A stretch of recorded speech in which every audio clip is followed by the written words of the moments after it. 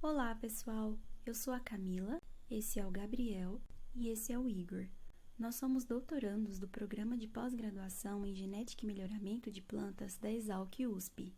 Esse vídeo é uma atividade proposta pela disciplina de Biometria de Marcadores Genéticos, ministrada pelo professor Augusto Garcia.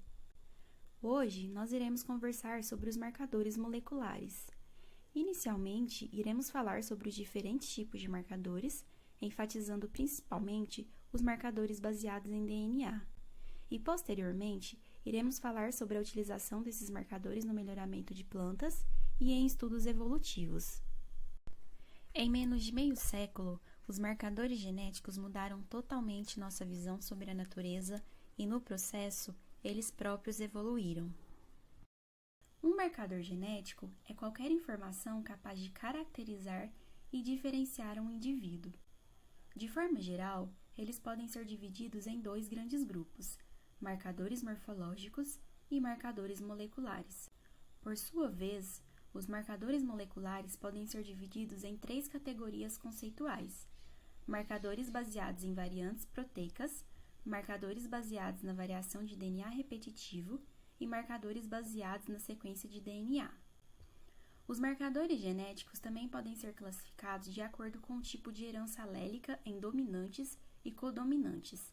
Nesse caso, os marcadores ditos dominantes são os que possibilitam a identificação da presença ou ausência de um determinado alelo, e os marcadores codominantes possibilitam diferenciar os indivíduos homozigotos e heterozigotos.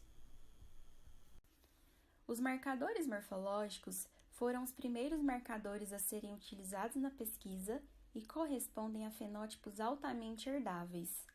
Foi a partir de marcadores morfológicos que grandes avanços foram feitos na genética no final do século XIX e início do século XX.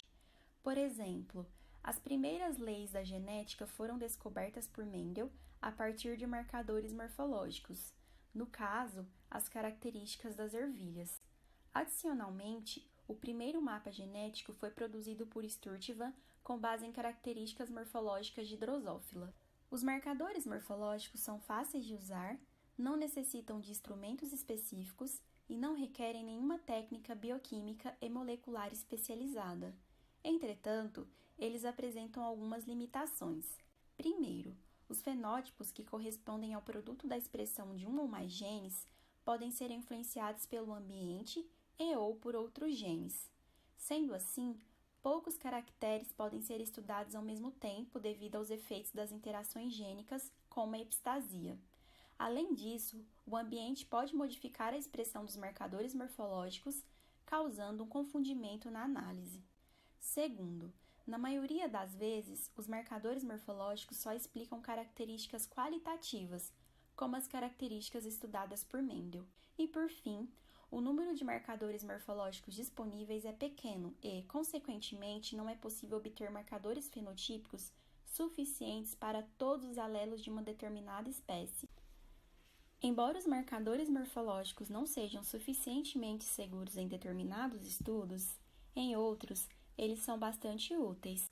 Por exemplo, eles são a base do melhoramento genético convencional, em que características desejáveis são selecionadas para os cruzamentos.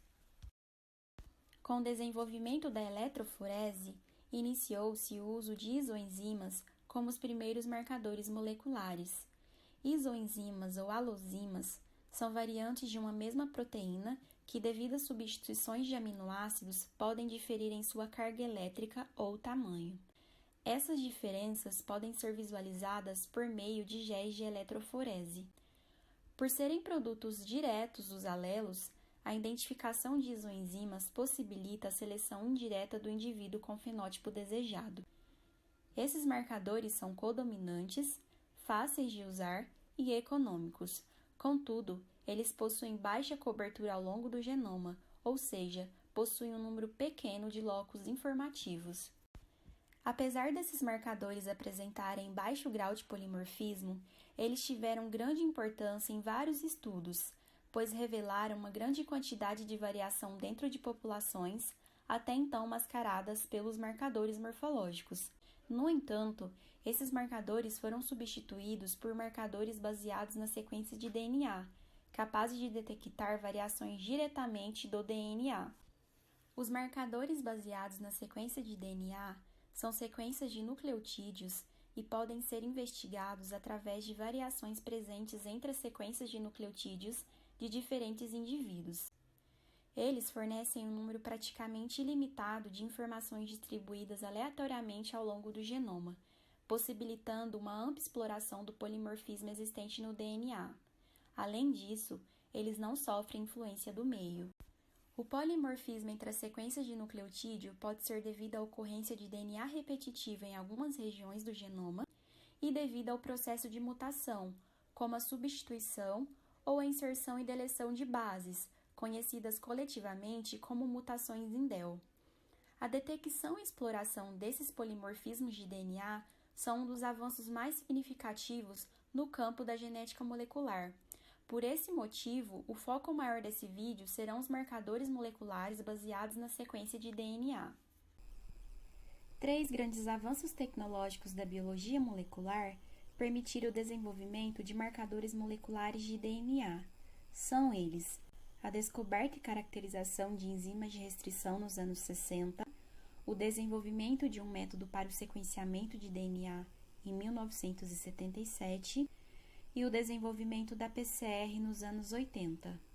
Dependendo do tipo de tecnologia usada para a detecção do polimorfismo, os marcadores moleculares de DNA podem ser divididos em 3 categorias principais, sendo os baseados em hibridização, os baseados em PCR e os baseados em sequenciamento.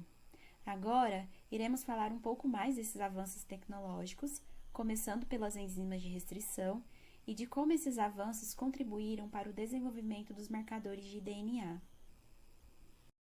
Enzimas de restrição são enzimas capazes de reconhecer uma sequência de DNA específica, o sítio de restrição, e clivar o DNA nessa região. No entanto, se ocorrer uma mutação que altere a sequência do sítio de restrição, a enzima não é capaz de reconhecer e clivar o mesmo. A descoberta dessa ferramenta possibilitou o desenvolvimento do primeiro marcador baseado em DNA, o RFLP, ou Restriction Fragment Length Polymorphism.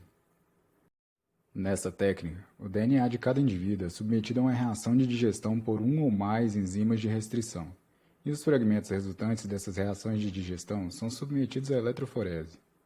Posteriormente, os pequenos fragmentos de DNA são usados como sondas para revelar o polimorfismo apenas nas sequências homólogas às mesmas. Vamos imaginar 2 indivíduos, um com a sequência no sítio de restrição original e outro com uma mutação nessa sequência. Após a eletroforese e hibridização com sondas, esperamos ver no gel 2 bandas para o indivíduo sem mutação, já que o fragmento original foi cortado em 2, e apenas um fragmento para o indivíduo com mutação, já que esta impediu a clivagem. Assim, os marcadores RFLP são marcadores baseados em polimorfismo de sequência, uma vez que ele permite identificar as variações nas sequências de sítios de restrição espalhados pelo genoma. Como eles são marcadores codominantes, é possível diferenciar os indivíduos homozigotos e heterozigotos. A PCR é um método enzimático in vitro que possibilita a amplificação de sequências específicas aneladas a primers. As etapas individuais dessa técnica são desnaturação, anelamento e extensão. Na etapa de desnaturação, o DNA genômico contendo a sequência a ser amplificada é submetido a elevadas temperaturas para que as ligações de hidrogênio entre as bases complementares se rompam e produzam 2 fitas simples de DNA. Na etapa de anelamento, um par de primers se liga à fita simples de DNA que foram produzidas na etapa anterior. Lembrando que o primer é uma pequena parte do DNA ou RNA a partir do qual começa a síntese do DNA. E por fim, na etapa de extensão, a enzima DNA polimerase adiciona as bases complementares formando uma nova cadeia de DNA complementar à cadeia de fita simples. Essas 3 etapas constituem um único ciclo e, a partir de vários ciclos, é possível amplificar o alvo de DNA para milhões de cópias. Os primeiros marcadores a aproveitarem todas as vantagens dessa tecnologia foram os marcadores microsatélites. Os microsatélites, ou Simple Sequence Repeats, são regiões específicas no genoma que são repetidas em tandem. Essas regiões são altamente polimórficas, multialélicas, codominantes, abundantes e bem distribuídas ao longo do genoma. A origem dessas repetições é devida a vários fatores, como o deslizamento do DNA de fita simples e a recombinação de DNA de fita dupla. E a característica que as torna úteis é que, em diferentes indivíduos, existem geralmente números diferentes de cópias. Amostras amplificadas de cópias idênticas podem ser submetidas à eletroforese. Assim, qualquer variação no tamanho dessas sequências será revelada por bandas de tamanho diferentes, migrando para posições diferentes no gel. O advento da técnica de PCR também possibilitou um avanço na técnica de RFLP, dando origem aos marcadores AFLP. O AFLP, o Amplified Fragment Length Polymorphism, ou polimorfismo de comprimento de fragmento amplificado, é o resultado da combinação do uso de enzimas de restrição e da amplificação dos fragmentos resultantes com o uso de PCR. Nessa técnica, o DNA de cada indivíduo é submetido a uma reação de digestão por uma ou mais enzimas de restrição, e os fragmentos resultantes dessas reações de digestão são amplificados e posteriormente separados por eletroforese. Como eles são marcadores dominantes, a genotipagem possibilita a elaboração de uma matriz com a presença ou ausência de um determinado alelo. O sequenciamento é uma técnica em que bases de nucleotídeos e sua ordem são identificadas ao longo da fita de DNA. Os marcadores moleculares, que são baseados na identificação de uma sequência de DNA, são conhecidos como marcadores baseados em sequenciamento. O primeiro método de sequenciamento de DNA é conhecido como sequenciamento de desoxy, ou sequenciamento de Sanger. Esse método foi utilizado para determinar a sequência de nucleotídeos de vários genomas, incluindo aqueles de E. coli, moscas das frutas, Arabidopsis, camundongos e humanos. Mas métodos mais novos, desenvolvidos desde 2005, tornaram o sequenciamento de genomas ainda mais rápido e muito mais econômico. Com esses métodos de sequenciamento, chamados de métodos de segunda geração, o número de genomas que foram sequenciados aumentou muito e o custo do sequenciamento diminuiu drasticamente.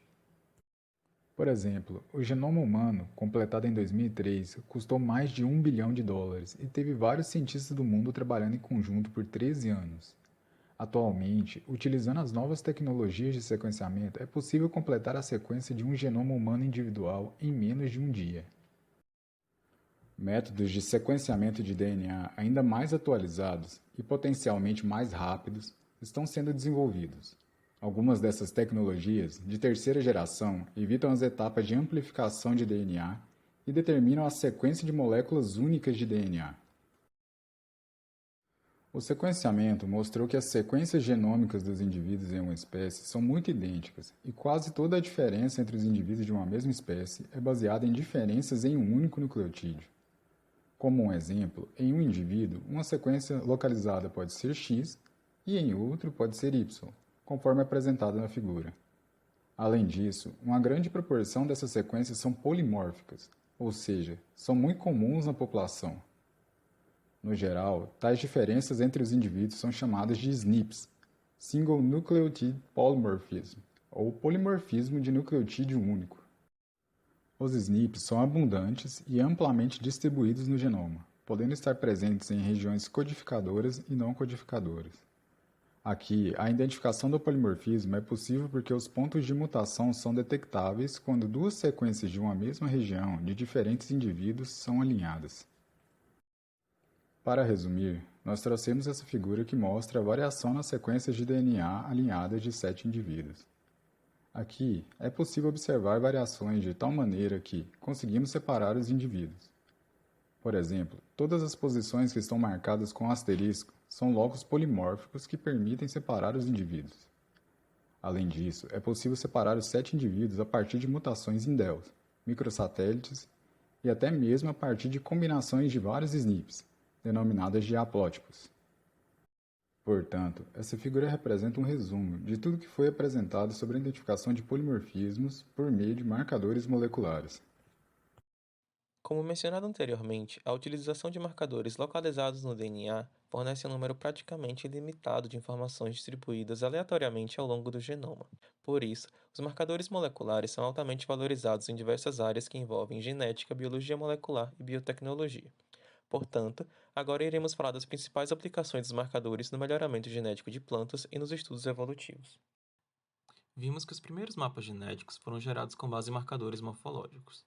Atualmente, a grande disponibilidade de marcadores moleculares permite a criação de mapas genéticos de alta resolução. Para a obtenção de um mapa, precisamos primeiramente de uma população de mapeamento. No exemplo, iremos analisar um retrocruzamento, porém diversos tipos de populações podem ser utilizados, por exemplo F2 ou rios, entre outros. No exemplo, primeiramente, linhagens parentais homozigóticas são genotipadas com o uso de marcadores moleculares. Posteriormente, elas são cruzadas, produzindo a geração filial F1, a qual é retrocruzada com os parentais. Em relação a dois marcadores hipotéticos, aqui representados em azul e vermelho, os indivíduos F1 irão apresentar quatro tipos de gametas, um semelhante ao parental P1, um semelhante aos cromossomos dos parentais P2 e dois tipos recombinantes, originados por meio da recombinação entre os marcadores por meio de crossing over durante a meiose. Como os parentais são homozigotos, o crossing over não gera novos tipos de gametas. Assim, a partir da genotipagem com marcadores da prole do retrocruzamento, é possível estimar a fração de recombinação entre esses dois marcadores. A fração de recombinação é utilizada como aproximação das distâncias físicas entre marcadores genéticos. Portanto, os mapas obtidos são arranjos lineares que indicam a ordem e a distância entre esses locos ao longo de um cromossomo. Utilizando o mesmo princípio de ligação entre duas variantes próximas em um genoma, nós podemos utilizar marcadores moleculares para estudar locos que afetam caracteres quantitativos, os QTL. Os QTL são locos poligênicos associados a características de segregação contínua e que apresentam interação com o ambiente, de forma que a simples análise fenotípica dessas características leva a inferências imprecisas sobre o genótipo. Na imagem abaixo, vemos vários marcadores distribuídos ao longo de um cromossomo. Por chance, um dos marcadores, o M3, está localizado próximo a um loco Q, que está associado a uma característica quantitativa, por exemplo, o tamanho das espigas. Apesar de não sabermos o genótipo do loco Q, temos o genótipo para o loco M3, que por estar próximo de Q, provavelmente está ligado ao mesmo. Se este for o caso, e assumindo que a característica hipotética seja aditiva e controlada apenas pelo loco Q, iremos ver que diferentes genótipos para o loco M3 possuem fenótipos diferentes. Se os locos apresentarem a fração de recombinação muito alta entre si, seus genótipos tendem a ser independentes. Por exemplo, os genótipos do marcador M9, distante de Q, irão apresentar fenótipos semelhantes. Esse princípio, explicado aqui de forma simplificada, pode ser utilizado para o mapeamento de QTLs. A construção de um mapa de QTL envolve três fases. O estabelecimento de uma população de mapeamento, que é obtida pelo cruzamento entre linhagens contrastantes para uma característica de interesse. Posteriormente, genotipamos e fenotipamos uma amostra de indivíduos das populações parentais e das recombinantes com o uso de marcadores moleculares. Para isso, devemos privilegiar marcadores que possibilitem o máximo de inferência sobre o polimorfismo genético dessas populações, e com os dados disponíveis, o mapa de QTL pode ser construído. A obtenção de mapa de QTL é um importante passo em programa de melhoramento, pois é um ponto básico para a posterior inclusão de técnicas mais avançadas, que possibilitam a utilização de métodos de seleção com maior grau de previsibilidade dos resultados. No caso de estudos de associação genômica ampla, o GWAS, um painel de acessos pode ser fenotipado e genotipado, e por meio de modelos estatísticos procuramos por uma associação significativa entre fenótipo e o marcador que porventura esteja ligado a um QTL. Por fim, marcadores moleculares têm viabilizado a seleção genômica. De forma simplificada, o processo da seleção genômica busca prever fenótipos com base em genótipos e utilizar essa informação para realizar melhoramento genético. Nesse caso, uma população de melhoramento é fenotipada e genotipada com marcadores moleculares. E o modelo estatístico é utilizado para estimar qual a contribuição de cada marca molecular para um determinado fenótipo. Com base nessa informação, indivíduos são selecionados para compor a nova geração, a qual é genotipada novamente e seus fenótipos são preditos com base no modelo treinado anteriormente. Essas predições são utilizadas para fazer a seleção de indivíduos antes mesmo que o fenótipo seja mensurado, acelerando assim o processo de melhoramento. Além disso, a utilização de marcadores moleculares impactou grandemente nosso entendimento sobre os processos evolutivos. No início do século XX, houve um grande desenvolvimento teórico da genética de populações, capitaneado por nomes como Ronald Fisher, C.R. Wright e John Haldane. O uso de marcadores moleculares, a partir dos anos 60, permitiu a estimativa direta de frequências alélicas, índice de diversidade genética, de endocruzamento, de estrutura genética, entre outros, o que permitiu a aplicação prática dos modelos de genética de populações desenvolvidos na primeira metade do século XX para uma grande diversidade de organismos. Além de ter permitido uma aplicação prática dos modelos teóricos desenvolvidos anteriormente, o uso de marcadores moleculares teve grande impacto na teoria de genética de populações. No início dos anos 60, o surgimento das allozimas foram capazes de detectar grande quantidade de diversidade genética em populações naturais. O alto nível de diversidade genética revelado pelos marcadores moleculares se mostrou incompatível com os modelos de seleção natural até então vigentes na época, uma vez que esse processo evolutivo age como uma força purificadora. Assim, esperaríamos encontrar uma baixa diversidade genética em populações naturais de acordo com esses modelos. Deu-se então origem às teorias de evolução neutra e quase neutra desenvolvidas por Kimura e Ota, que prevêem que a maior parte dos polimorfismos do genoma são neutros ou quase neutros, ou seja, tem pouco impacto na viabilidade do indivíduo. O surgimento do sequenciamento genético em larga escala, o sequenciamento de segunda e terceira geração, permitiu a disponibilidade de marcadores SNPs e disponibilidade de sequência de genoma completo para um número cada vez maior de organismos. Assim, atualmente é possível reconstruir a história de processos evolutivos ao nível de populações em uma resolução sem precedentes. Por exemplo, podemos estudar a detecção de flutuações no número efetivo de indivíduos, hibridização, especiação, expansão geográfica, entre outros. Adicionalmente, estudos filogenéticos têm permitido um entendimento cada vez maior e mais completo sobre a árvore da vida. Esperamos que tenham gostado e muito obrigado por assistir.